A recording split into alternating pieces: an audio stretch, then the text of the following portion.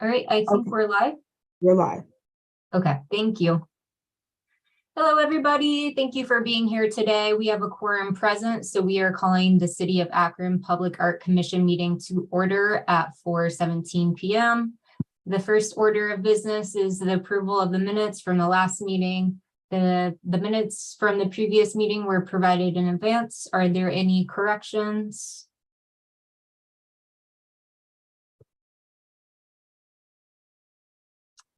All right, motion to approve the minutes. I motion to approve. Do I have a second? Second. All members in favor say aye. Aye. Aye.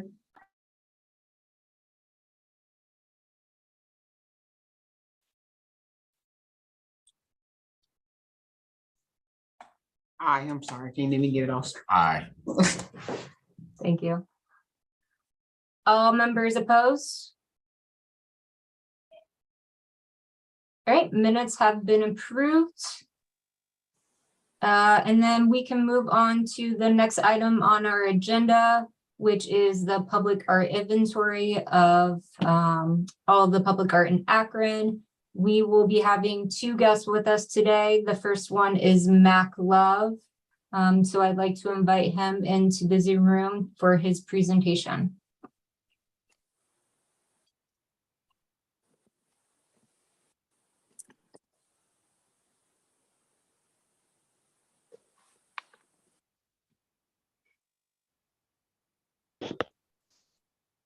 Hi, Matt. Everybody here.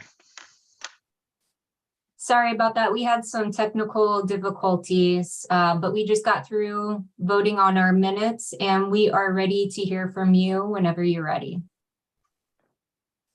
Okay. Excellent. Well, let me share my screen with you. And thank you all for letting me come on back to wrap this up and share this. Also, it hasn't already been said, congrats to Summer for being Employee of the Month. Not sure if she's on the call. Don't I see am, her here, thank you but so much. all right.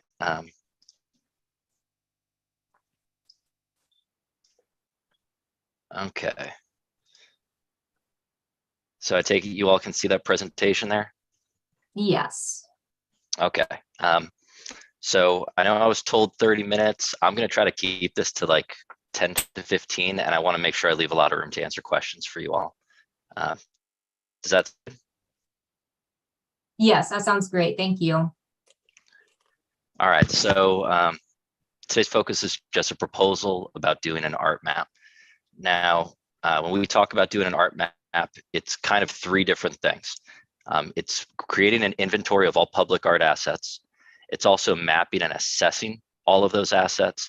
And then it's what do you do with all that data? It's the planning and maintenance side. So the way we look at it is that your inventory, which is like what you have already started, it's a comprehensive list. So you've created a list already with your interns that has approximately 35 items listed on it. Arts Now also has done some work in this arena where they've tried to map some of the public art assets. And then in crossing paths with other people in the Art Commission, we've heard that there's an expectation in the library that they will be sharing all of their art assets as well, to all be aggregated as part of a public art listing. So that ends up becoming Mac, a pretty... I'm sorry, Mac, what you just described, that whole, like who's owning that huge database? That was Pam Hickson Stevenson. Like the library's gonna own it, just for clarity's sake? Oh, no. So the library has their own. And it was our understanding that the city's interest in this was to take the library's inventory and to take the city's inventory and to put those all together. Okay. And to also fill in the gaps. And this would be something that we could do, that the Art Commission and the city could own. Okay, I didn't know that. This is the first time hearing that. Okay. Oh, I'm sorry. Okay, I thought I No, mentioned that's to you earlier. not your fault. I just was looking for clarity's sake. Okay. Well, it's something for us to consider because depending on how many inventories you want to aggregate, that has an impact on the scope of work and then also on the budget. Of course. So it's something to consider. Thanks. So in that first phase of inventory, We would merge all of this data in a public art database that would be owned in the property of the city of Akron and the Akron Art Commission. And in merging that data, there are going to be gaps. There are going to be works that are listed but don't have the artist's name, or the people who paid for it, or the budget or the materials. So there's a fair amount of desk research that's involved in filling those gaps. Sometimes that means contacting the venues where they're at directly. It might mean visiting them to see if there's information about that, as in like a plaque next to the piece of public art. It could also mean researching newspapers, historic research about the point of provenance, like where those public art pieces came from. I've put that on there as about a 2 to 6 month phase of work, and with a budget of $0 to $25,000. The reason being is that you could have interns continue to try to get this information for you. But as I'll share later on, I don't think your data will give you what you want if you take that route. The second phase of work that we're talking about would be mapping and assessment. So that really is very proactively filling those gaps. It's locating, identifying, assessing, and mapping the condition of all the public art assets. So that means not just what we know, like mapping and assessment comes after the inventory. That's also like assessing, is it still the way that it was scored? So let's say the current inventory you have, there is an assessment in there. Your current inventory, which I'll get to in a second, there are notes that say good condition, but that inventory was done a little while ago, and I know the condition of some of those pieces has changed. So we'd be looking to have a comprehensive, up-to-date condition assessment of all public art assets. That would include unknown assets. So things that the library maybe missed, things that are on public property, but are not part of an inventory or were forgotten. So this involves a fair amount of field study. It means going out into the different neighborhoods. As Dara has suggested, maybe going out to the west side, looking at all everything that's on the west side, dividing up Akron and really looking at all the assets in each neighborhood in their entirety, mapping our findings, and then doing the desk research to also complete that inventory, the artist, the material, the date, the cost, the condition. And if we were to do this work, this is something that we would take an iterative approach with. We would have a meeting or a presentation with you to align on what's the scope of work, what are the parameters that we're trying to map and aggregate. Do we want to have what the budget was for every project, or is that going to be a waste of time?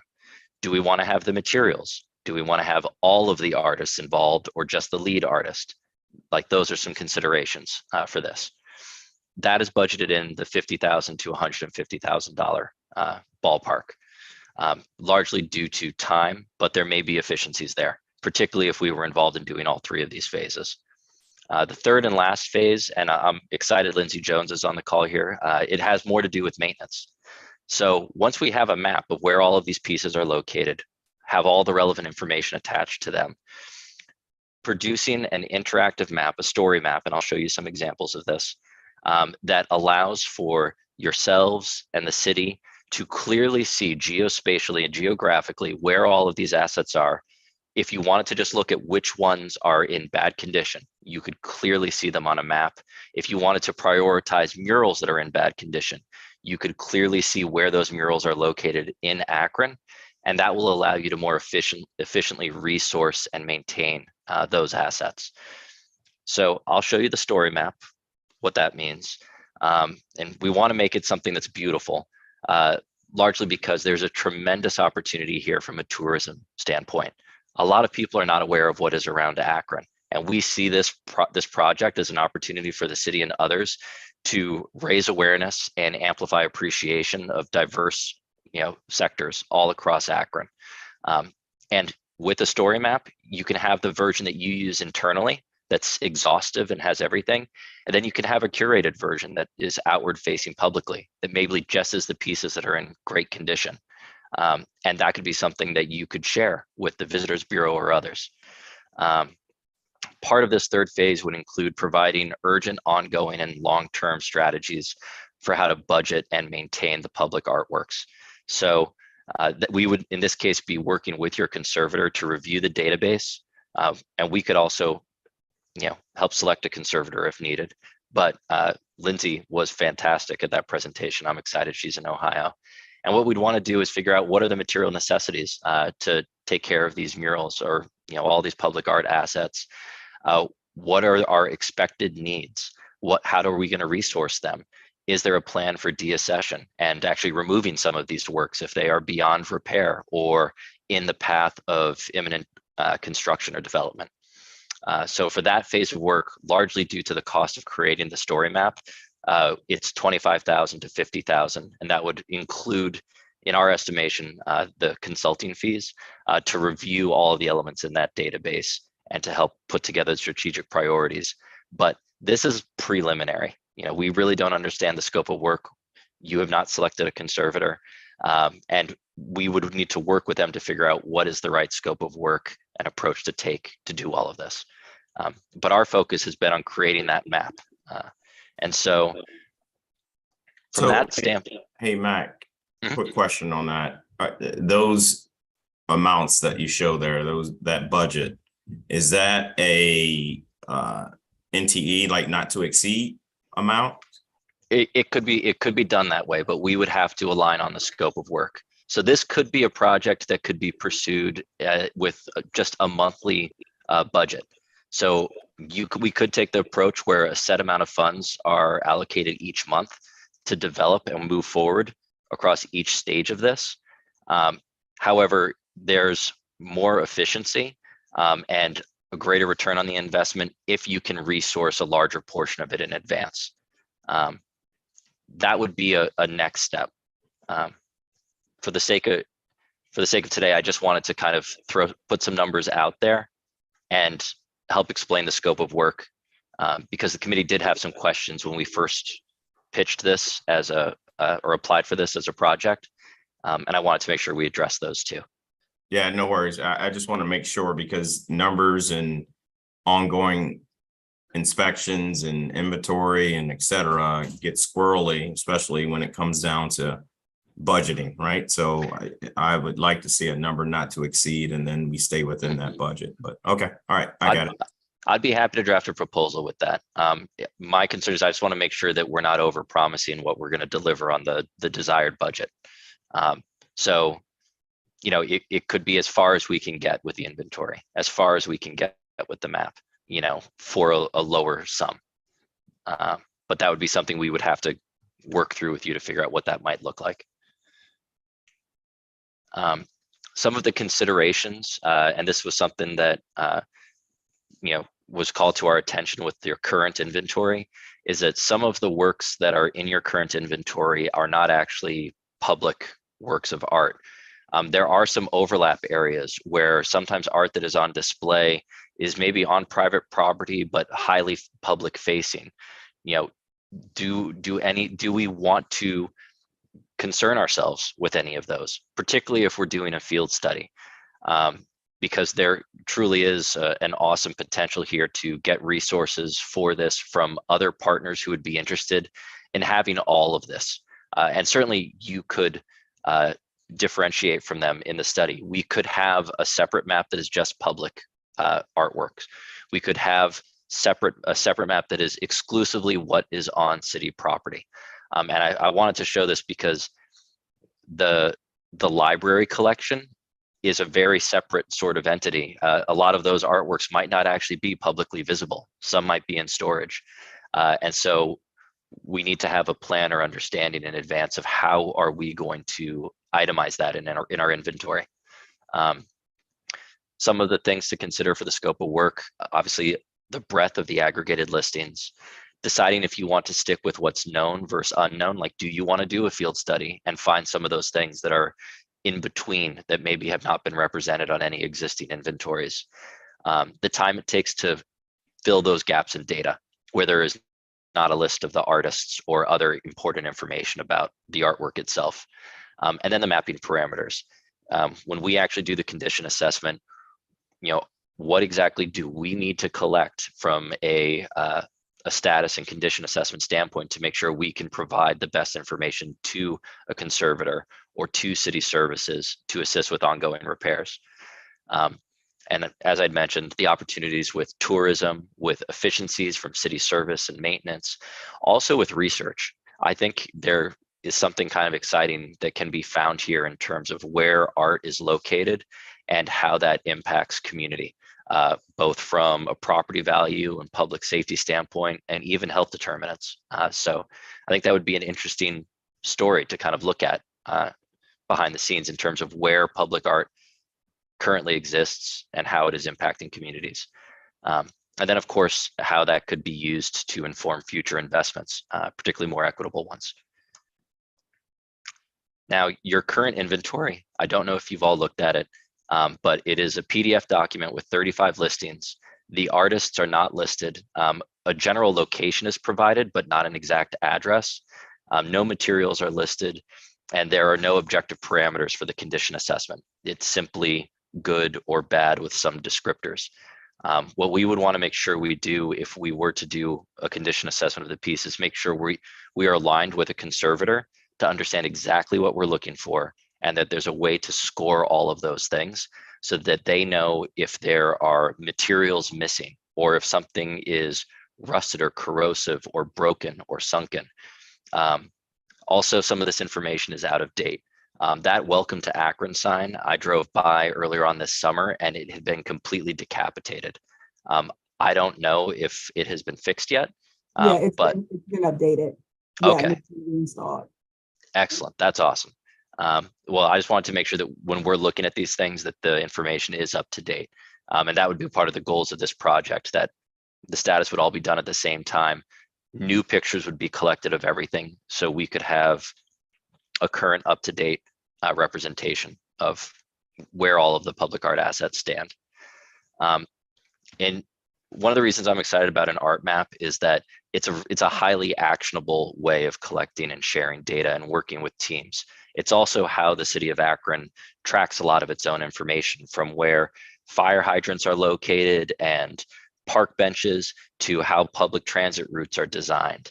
And so using the same language to track all of the art assets, I think offers a lot of efficiencies.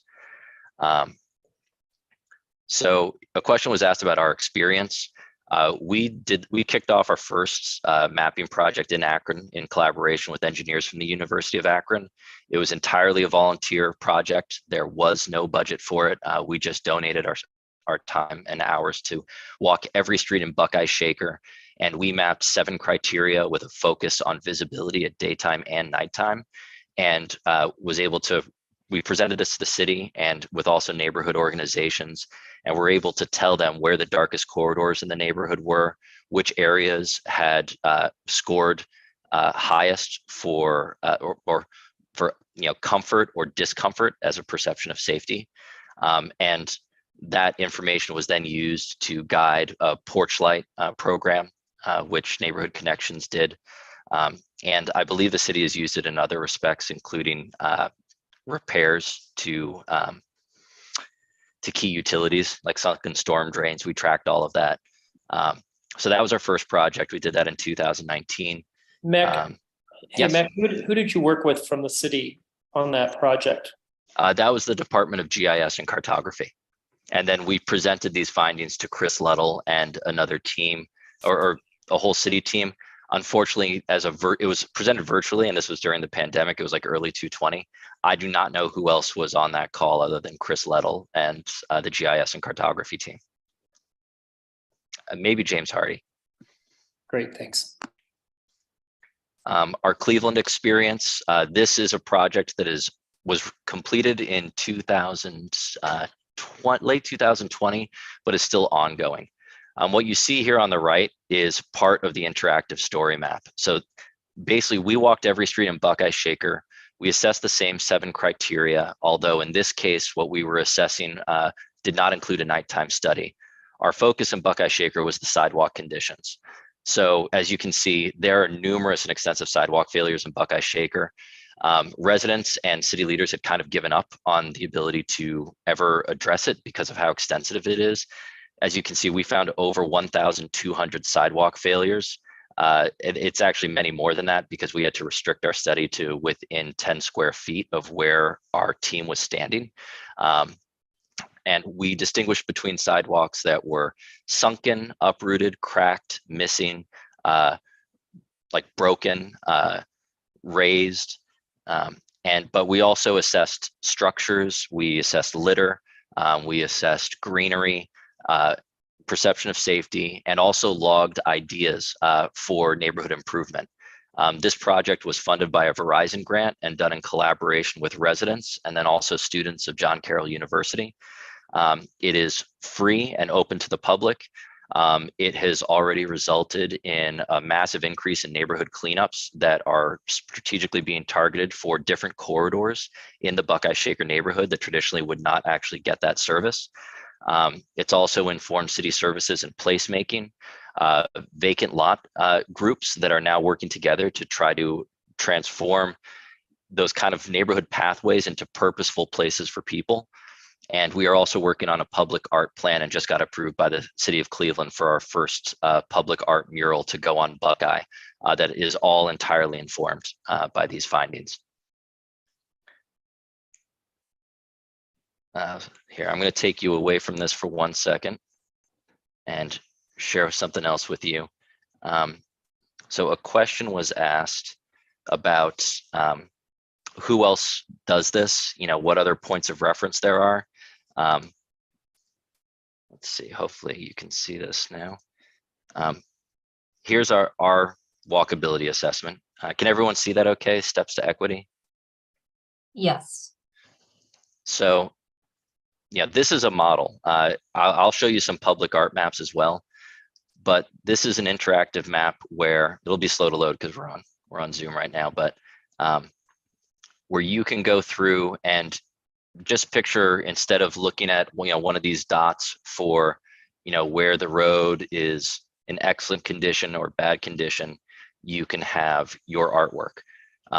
You can include details about the artist. You can specify all the fields, what materials, what year it was created, and you can have your big, beautiful, colorful images tagged to it so people can see that.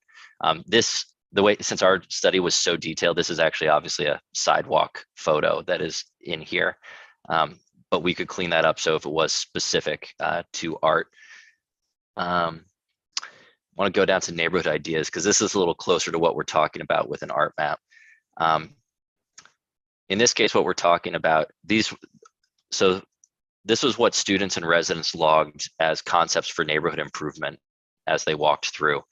So they were able to, it was like a text field, they could write their own ideas in it. And so, include little listings like this. This is another way of displaying this data with a big, colorful image to kind of inspire and guide tourism. Something else I wanted to share too, there are many ways that you can aggregate these findings. So we could have a living dashboard that we could share with the city where you could see at any given time if this was a study that was repeated. And I encourage that. Once you do this once, it's going to be a lot less expensive to do the work again. But once you've done this, you can track over time how public art assets have expanded, whether they're improving or they are degrading. There are a lot of interesting ways where we can kind of look at this information and help prioritize it for the city in terms of our maintenance plan. Things like this, you can still have, oh, that was actually a survey point there. You can still have a lot of the findings associated with it. Sorry about that. I think there's something with my screen size here, but you get the gist there.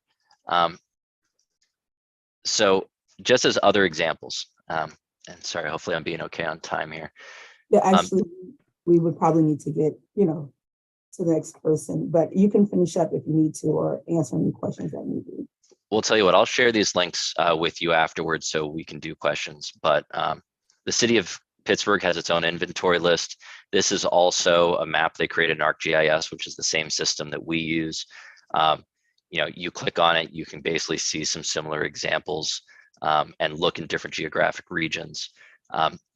an exciting thing is you can attach audio files, you can attach video files. So you can have, in this case, this is a guided tour of public art assets in certain corridors of Pittsburgh.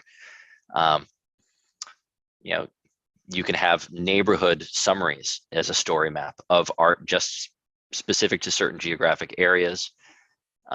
You can create walking trails to share with people. And I think this one is kind of interesting from an internal viewpoint.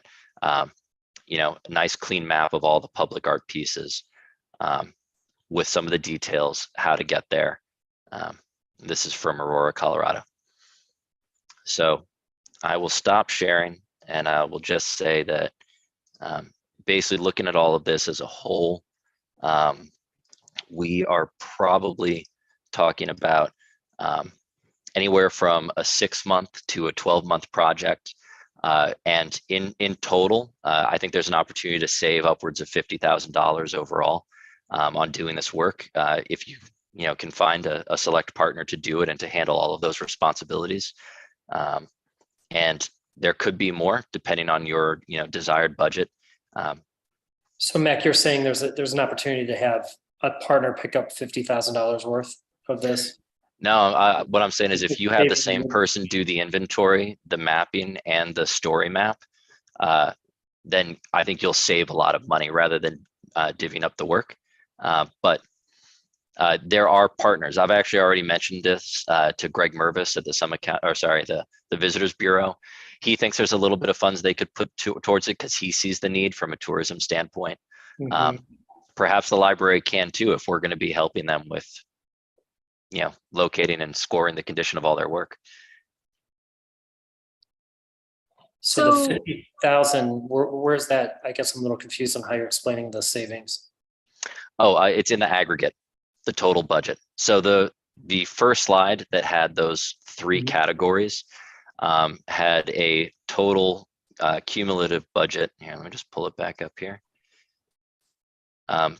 Between 75,000 on the low end, 225,000 on the high end. Mhm. And then on the budget that we're proposing, it is between 130 and 135 for all 3. And it should be noted that does not include the resources to do the maintenance. Each individual art item will have its own unique maintenance requirement. Nor does it take into account if we need to hire a conservator or a project manager, right? In this case, like we build that in. It would actually be on us to hire the conservator and to work with them and putting that together. So Mike, within this budget, are there reimbursables associated with this, mileage, food, et cetera, as you're out canvases in each area? We looked at it as a not to exceed all-in cost. Okay. Yeah, our payment requirements for ArcGIS are built into this. So all of our mapping tools, the technology, all of that is in there. And it should be noted that the system that we use to do this is the same that the city does. So it's just as easy. We would share all these files directly to the city. They would own it all. It's the equivalent of just taking an Excel spreadsheet and giving it to somebody who has Microsoft Office. That includes the story map, the website. Now, is that a secure site, password encrypted, et cetera, to access that information? Yes, it can be. The city does have its own publicly accessible story maps and data listings. For example, I think, I'm trying to remember some of the other ones. I know there's like a property map. I think the Great Streets, they have a map that you can explore. Okay. But it would be up to the city. The city could choose to keep some of it internal and select what it wants to share. Okay. I have a question. So the inventory, does that include, I know inventory is what's right now, what we see right now, but would it also include things that are not there anymore? Maybe that the city or whatever has a record of some pieces that were once there, but for whatever reason, it's not there anymore? Is That's that a really something? great question. I think that's why our second phase of work, mapping and assessment, is actually so comprehensive, because I think we will find things that have gone missing. For example, I believe that there is a sculpture of, I can't remember if it's Buchtel or a Cyberling, which was removed from its site and was found stored under a bridge in Akron. Part of our objective of this would be to actually locate all of those items, including the ones that have been lost, insofar as we possibly can. So the city is aware not just of the public art that is visible, but also the assets that maybe have been forgotten or lost. And my other question is, maybe it's a comment, but I know we have resources and we have a team that can go out there to do the research to find out what's available. But I think also too, the public should definitely be involved in that, because we might have residents in certain areas that's lived in that neighborhood for 20, 30, 40, 50, 60 years. And that has history and may know some of those things that we cannot see. So it would be maybe nice to have them involved and say, hey, Kenmore, we're coming out here. Like, if there's some art or something, there's something that or you would like to speak about, or if you have a story about, we want to hear from you. And I'm sure we might get a lot of responses from that. I'm sure like that public art starts with the public. And it'd be great to kind of get some information, and the public might be able to help us with with your proposal. Absolutely. This budget includes attending all like ward meetings to cover everything within the city limits, to understand the existing kind of institutional knowledge of all public art assets in the city. I am sure there are some people out there who are aware of things that might be on city property that maybe the city isn't. For example, there are some really interesting bird baths in Waters Park. There is no credit given to who put them there, and I think it'd be very interesting to, obviously with public art, we're not just talking about murals, sculpture, benches, plaques in the ground. There are a lot of hidden items around Akron, and we'd want to capture all of that and have the public's help. Thank you. Thank you, Mac. Does anyone have any last remaining questions? Okay, great. Mac, we would like you to step out of the Zoom room, but you are welcome to continue watching on the YouTube channel, and that's akronohio.gov/YouTube. Thank you so much. And then Thanks, everyone. Summer, when you get a chance to invite Lindsay in, please do.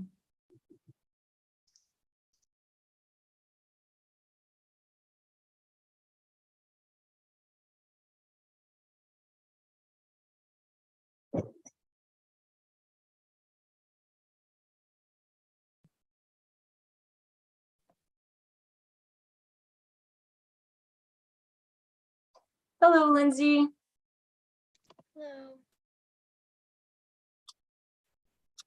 Hello. It's kind of hard to hear you. Oh, hello. Hello.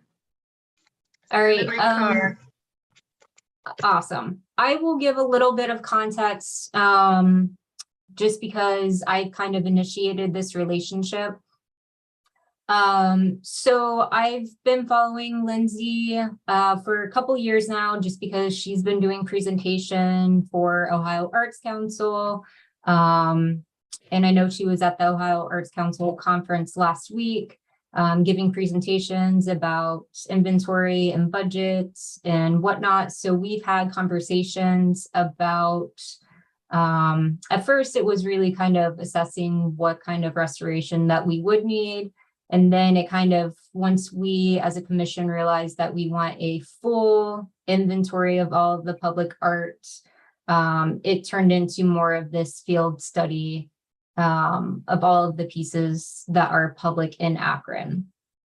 So Lindsay, I didn't ask you to do a presentation like we just had Mac present, but I would love to introduce you, have you talk a little bit about your background and kind of narrate about what our conversation has been thus far. Yeah. So my name is Lindsay Jones. I am the lead conservator and owner of Blind Eye Restoration in Columbus, Ohio. I am a trained materials conservator and architectural restoration contractor. So my skills and expertise background really specifically align for public art maintenance and consulting.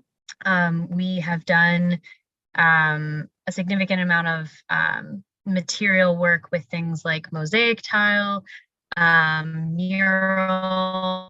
We have done gold leaf gilding, refreshers on sculptures, churches, monochrome, polychrome sculptures, and the your average bronze and metallic chrome polish, all of that type of stuff, and a lot more public outdoor sculpture collections.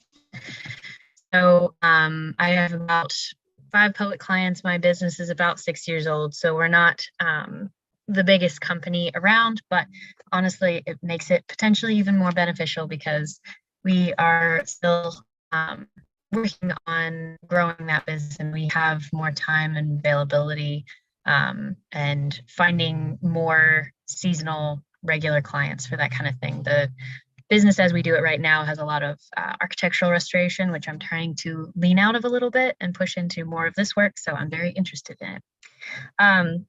We had, Kat and I had talked about your collection and how you had a student work in the past to kind of do a basic inventory, see what you had, get as much information as possible. And she'd also mentioned that there was a company that was offering to do a digital map for you, which we had also kind of discussed. I am not an internet wizard. With all of my skills, that is not my #1 thing, but I do know how to make a customized Google map, and I do know how to plug it into a website. What those websites and the Google map thing is really great for clients, or really great for the community to be able to see where everything is.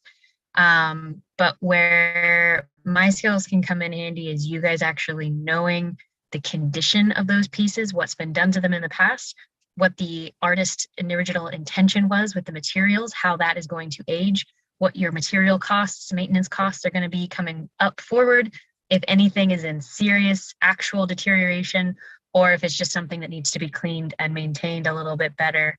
If any of this stuff is pieces that fall on you financially, it's something that can really keep you a little bit more ahead of the game, so you know where it's coming, you know what you need to budget for. Or you know like what you can afford to do in the future. If you have new pieces you're interested in helping have installed, are ways of that I can help you, or I can even just help point out things that happen in your own collection so you can know to maybe avoid or redirect intentions in the future. I've talked with the artist about consulting with them on design review, doing that kind of thing so that we get ahead of the game. We don't have any problematic materials, things that need maybe a little less maintenance, or potentially talking to artists about warranties, that kind of stuff. With you all, the collection that you've got, or at least the collection that the intern has listed was over 100 pieces. And my thought initially was just, if you all are actually responsible for all of those, you want to know what condition those are in. You want somebody to look at it who actually knows what they're talking about. Yes, some paint could be flaking, but what is the underlying issue of that? Yes, you'll have some rust happening, but is that actually corrosion that is like bronze disease, which is contagious and almost never leaves and has to be treated continuously and immediately? Or is it something like where you get little specks of it in chrome and it needs to be polished away periodically, and wax can help do less of that and avoid more maintenance in the future?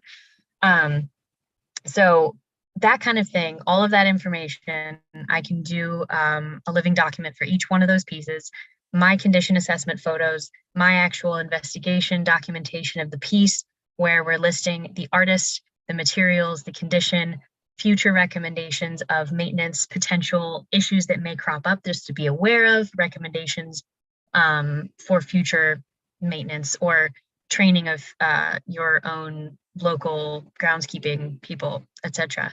And then all of that gets saved. So if I am chosen as your actual maintenance conservator as well, I can come back and update that every year with, next time I'm there, oh, there was a little graffiti. If it happens to be, oh geez, the word just escaped me. There's this Coron steel, whatever, I forget the name, but it's always rusted. It always looks rusted on purpose. When that gets graffitied, you have to actually grind everything down to steel, like bare, clean steel, and then you have to re-corrode everything. So stuff like that, if we had one of those pieces and it got tagged one year, then they would say in 2023, we came back and we found this. This was our treatment. These are the materials we used. We can do tests of products that did or didn't work, recommendations, different types of waxes, different power pressure with washers, things like that. So that if you ever have a question, if I'm ever not available, if you ever decide to just go with somebody else, all of that information is already at your disposal. You own it. It comes along with all of my services when I come back to do any of these maintenance services.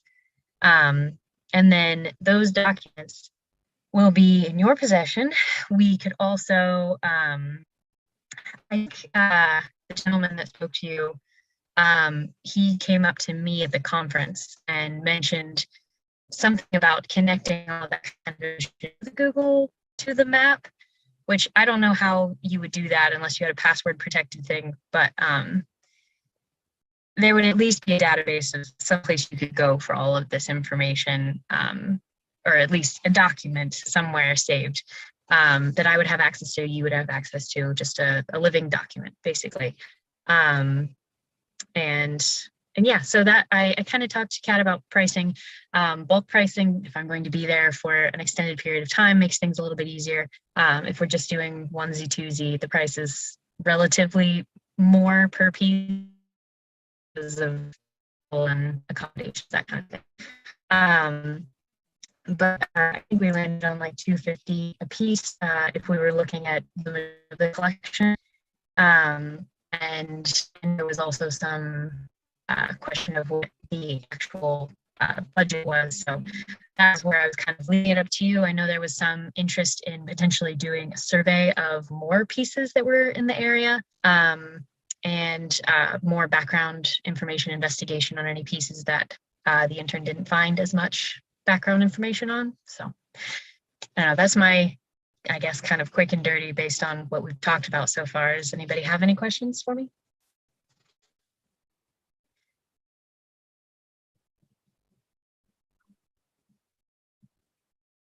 Have you done a this type of inventory before, where you're on the ground documenting all of the inventory pieces? So like this kind of foot assessment per se. I know you're a conservator and have done all of that and have much experience with that, but I'm wondering if you've done this for other cities, this complete kind of inventory. The complete consultation and Google Map collection, yes. I usually know where the pieces are that I'm going to look for, so that's new.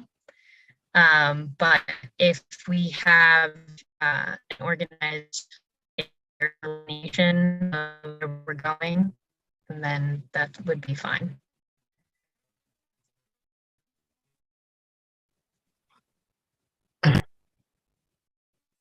So Kat, it almost seems like two different skill sets here, from what I'm hearing. Ms. Lindsay, are you open-minded to a collaborative effort if that were to be presented to you? Collaborative how? Meaning your conservative and restoration skill set combined with a I don't know I don't know what the title would be, but someone that does all of the wizardry and the computer effort of things and technology of that sort. Yeah, I mean, it's not even necessarily, I mean, I wouldn't mind being collaborative, but I guess from my point of view, unless they're also being a part of the data collection and conservation, then you guys would just pay for me to do that, and I'd hand the information off, and you can do with it as you like. I got you. Okay.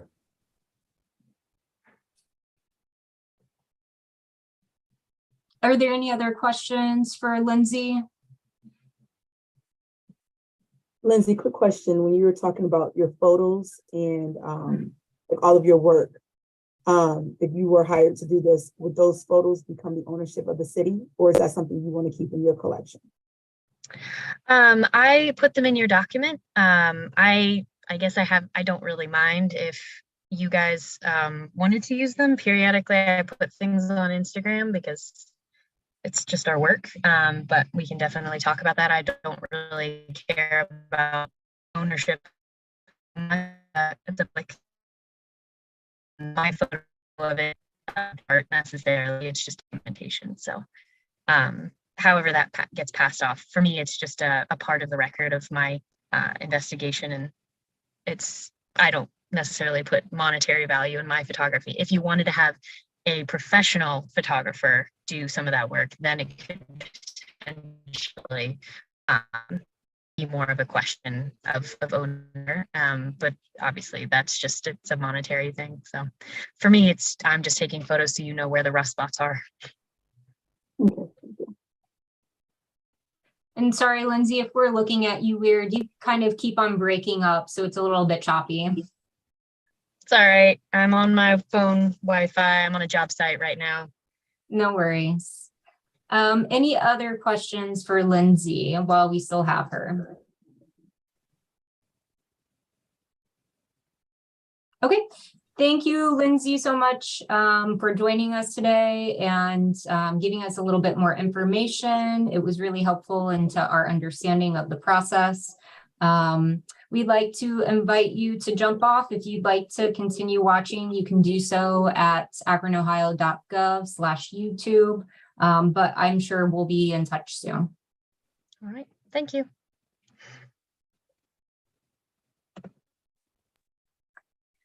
All right, so now that we've heard from both Mac and Lindsay, we can move on to the next item on the agenda, which is to discuss the donation / use of funding projects this year and next.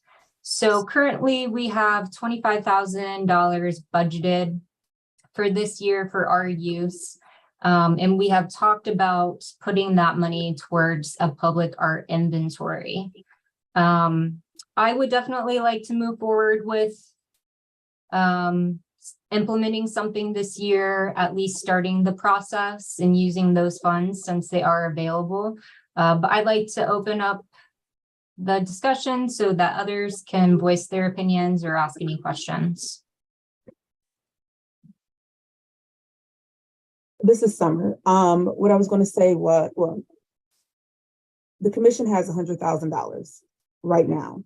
And I know we were just trying to break that up so that we can continue to have funds. And I know this, the art collection is a big thing. So I would open it up to you guys at your discretion, use the funding how you choose fit. But remember, once that money is gone, it's gone. And we won't have any money from the TIFs for another 2 to 3 years. I also think that we need to,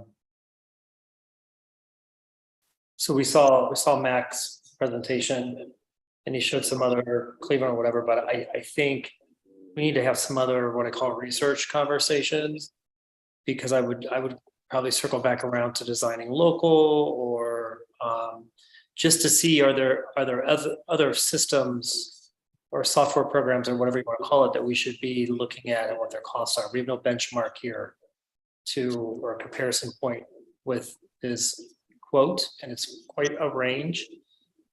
In addition, given its multifaceted use that he presented, this seems to me to be a larger discussion with city officials.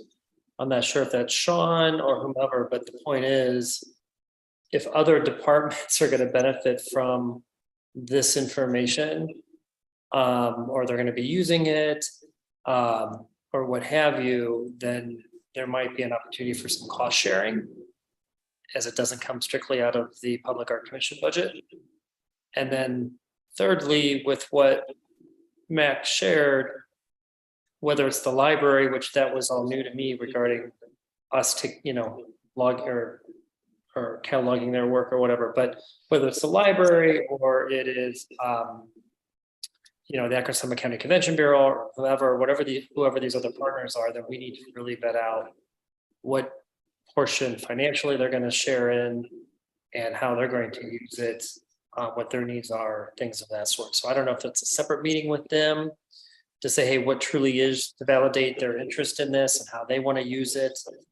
I don't even know if the administration has an interest in collaborating with the library in this case in regards to public art. So I almost think we need to maybe take a step back to define what the scope of this, what the complete scope is going to be. So those are my thoughts. Yeah, I was thinking that maybe a request for proposals or some kind of stuff. I like what you suggested, John. I think it's just a little bit too hairy for us to come up with a solution just based on those conversations. Yeah. And actually, I would tell you that if I'm not incorrect, we probably have to follow the city's process, which would be to actually submit or create an official RFP that then would get sent out. So I don't think we can just, like, if all of us loved what Mac presented today, I don't think that we could actually just approve that and move forward without following an administration process for city. Well, you guys can approve, and then I would follow up with the city, our administration, as the final approval to see if that's something, they were interested in. Yeah, but I guess what I'm referring to is I'm assuming that the city has some sort of process in place when looking at vendors and selecting vendors.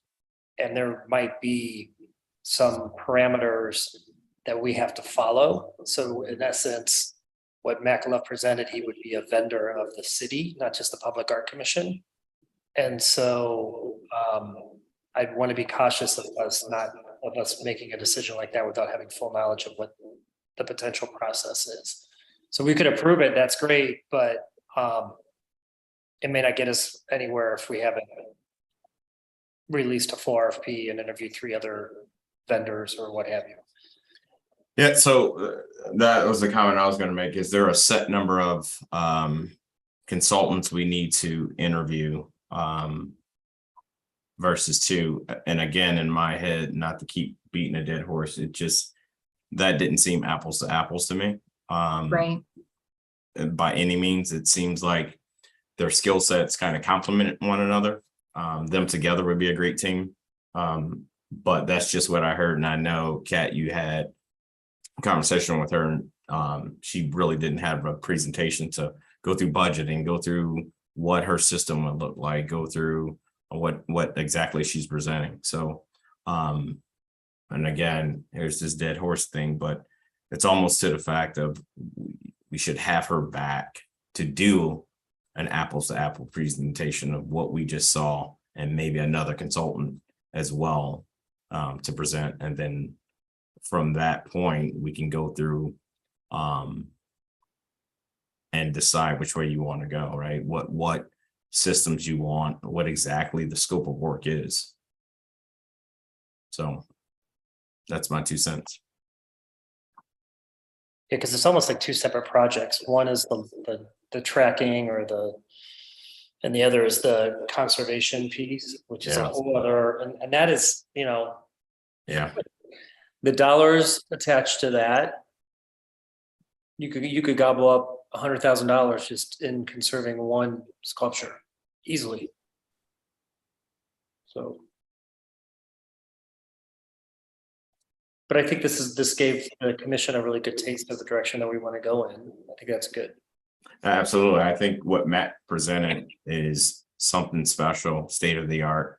And again, other facets within the city could use as well. So, John, you're absolutely right. We need to figure out what percentage we have involvement in and what percentage others are going to benefit from this and could chip in to limit our budget, not limit, but decrease our expenditures for this task.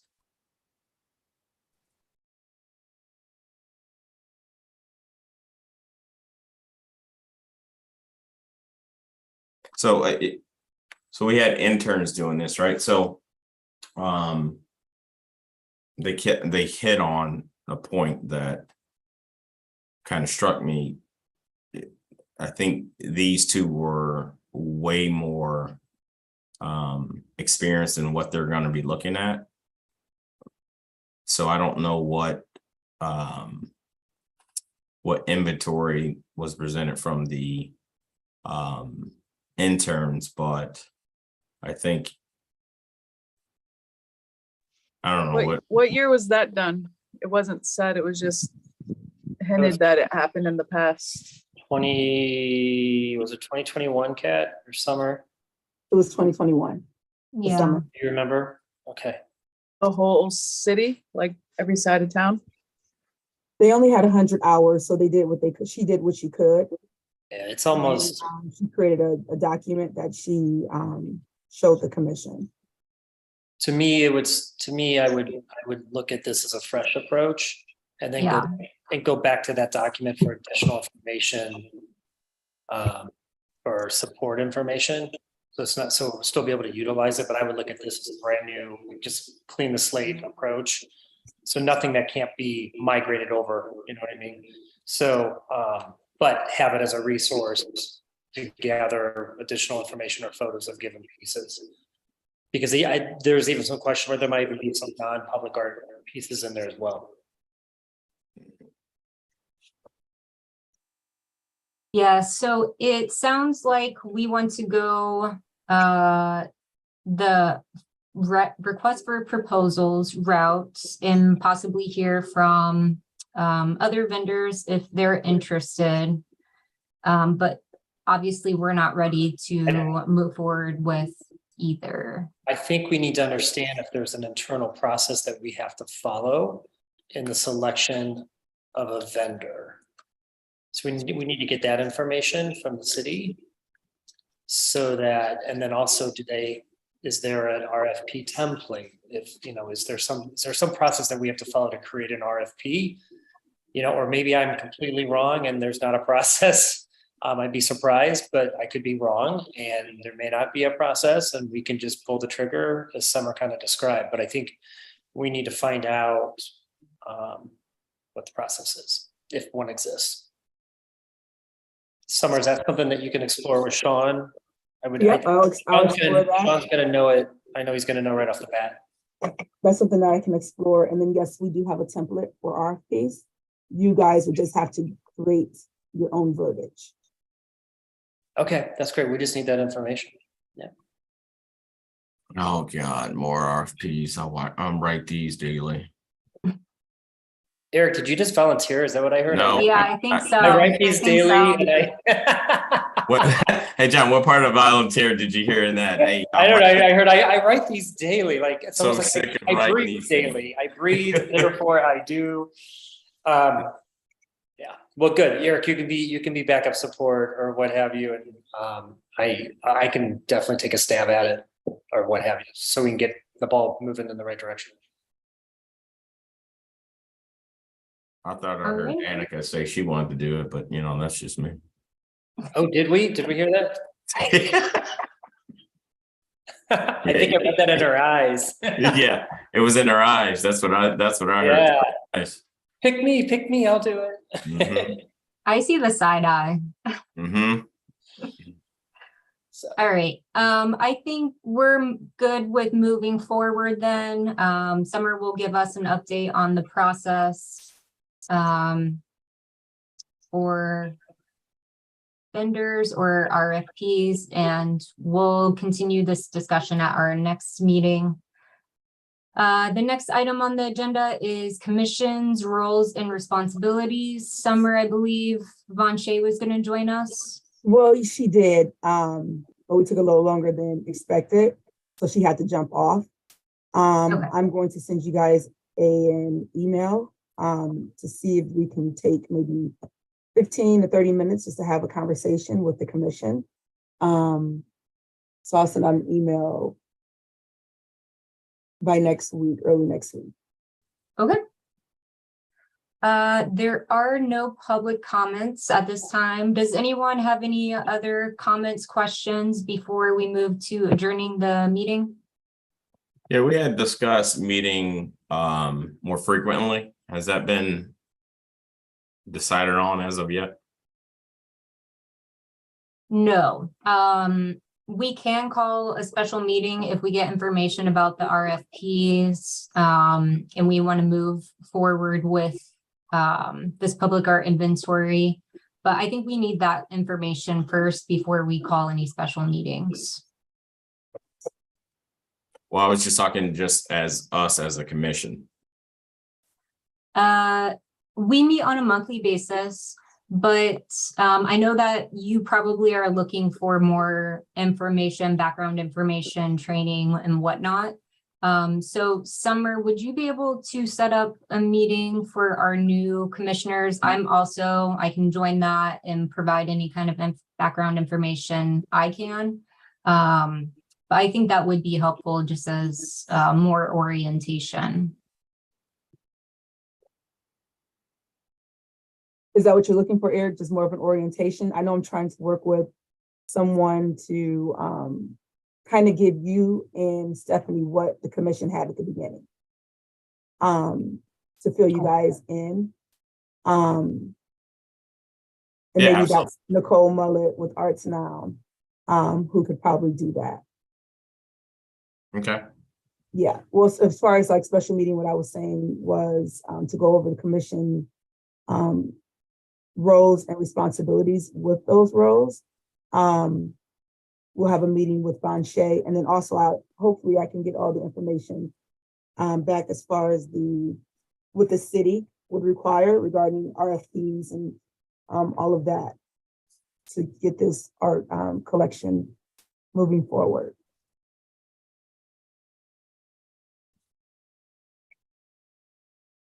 Anything else?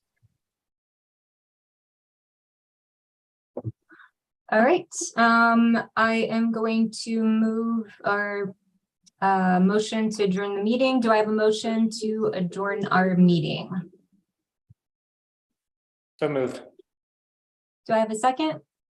Second. All right, all members in favor say aye. Aye. Aye. All members opposed? All right, meeting is adjourned. We will meet on Wednesday, November 9th, 4 p.m. for our next regularly scheduled commission meeting. Thank you, everybody. Thank you. Yep.